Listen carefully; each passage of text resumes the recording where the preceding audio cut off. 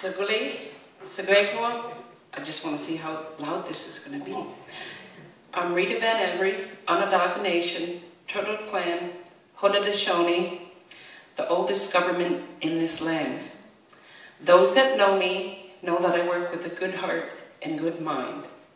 Sometimes, though, it's buried deep, but it's still there. I will be talking about residential schools, truth and reconciliation process. As a residential school survivor, I was stolen off my lawn when I was 3 years old. My mother and father worked away at a tobacco farm, and we had a 14-year-old babysitter. So when my mom and dad came home, myself, my older sister, 2 older brothers, and 1 younger brother were gone. How do you explain that to your mom and dad? So eventually my parents broke up. Once, he had a house full of 5 kids. All of a sudden there's silence. But at that time, that was the law of the land, was to apprehend First Nations children and put them into a residential school. The idea was to kill the Indian in us, to assimilate Indians into Canadian society. I can't be a Canadian because I'm a Haudenosaunee, and that's who I am. So, I don't mean to hurt you with my words, but I hope to educate you about the residential schools and the impact on our people. As a Native Liaison Outreach Worker with Nadamatawin, which means helping one another, advisory committee, we receive direction from them and also the residential school survivors themselves. The advisory committee consists of Adalosa Native Family Healing Services, the Center for Research for Women and Children Against Violence, and also the Sisters of St. Joseph. Together, we meet with survivors and other interested parties who want social justice to prevail. We also work on the loss of spirit that individuals need to regain to feel complete. That leads into It Matters to Us, a dialogue around truth and reconciliation, the important theme that this group has chosen.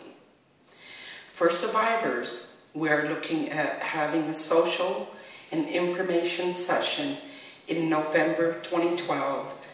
I have to talk to Chippewa before I announce the date. So, we are currently working on an educational conference which is to happen in October 2013, where we will work with teachers to help introduce curriculum on residential schools.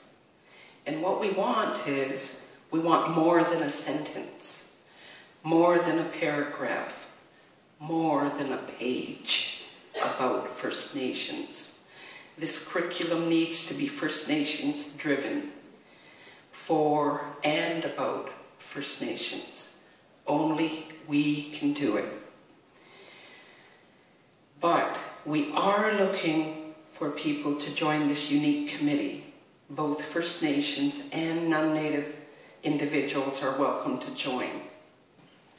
I have a voice. We need to hear your voice too, Canadians. Did you know that there are 614 Indian bands here in Canada?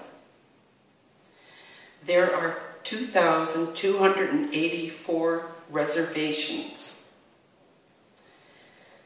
There are 11 main language groups and more than 55 languages here in Canada.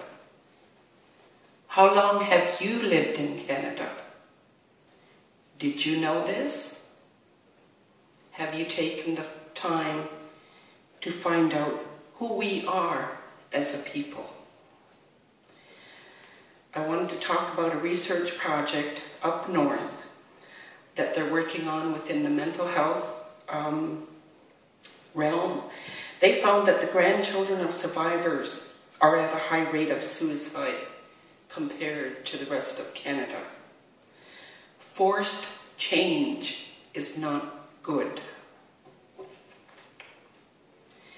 We are needed to be needed by our land. And what I mean by that, we weren't a people that just stayed in one area. We moved from one area to our summer location, to the winter hunting grounds, so that Mother Earth didn't suffer. So we moved around on her, so we didn't destroy her. We're all responsible for her. It doesn't matter what color we are. If the water's gone, none of us will live. Money won't do it. And we are humble beings. I'd like to take this moment to share a residential school survivor's story.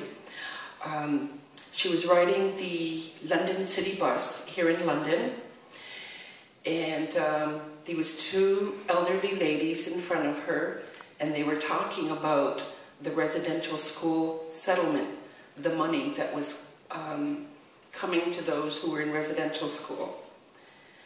So they were saying how greedy First Nations people are. And this broke my friend's heart. I was so proud of her. She approached these two women and she said, I was in those schools. I didn't ask to be in those schools. I didn't want that abuse. I didn't want that. That was the law of the land. So before she knew it, the two ladies rang the bell and hopped off the bus. She doesn't know if it was their stop or not, but that, that was... So that just proves to me that Canadians need to be educated about the residential schools. There is so much racism and stereotyping of First Nations that we need to dispel these myths. We're not historical, we're alive and well. I'm here, now. We did not ask to be put into these schools. We did not ask for isolation, abuse, sexual abuse, taunting, or any of these unwanted feelings of abandonment. Today I went to listen to Dr. Lawrence Kaimar of McGill University. He was presenting up at UWO on the mental health of Aboriginal people, resistance, resilience, and renewal. So he announced today that they're working on a new project, and this is within the mental health initiative. They're working with 14 Anishinaabe communities to be able to come up with a toolkit for the people, by the people. So I think that's amazing. I think it's time that we start working together. In order to complete, as a community, we need to work together with respect, understanding, and a real intention of a good mind.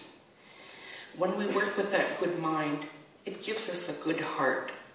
Then everything else will take care of itself because you are using your goodness. We are all a part of the medicine wheel. Where is your rightful place on that wheel? Does it matter to you? Because it matters to me.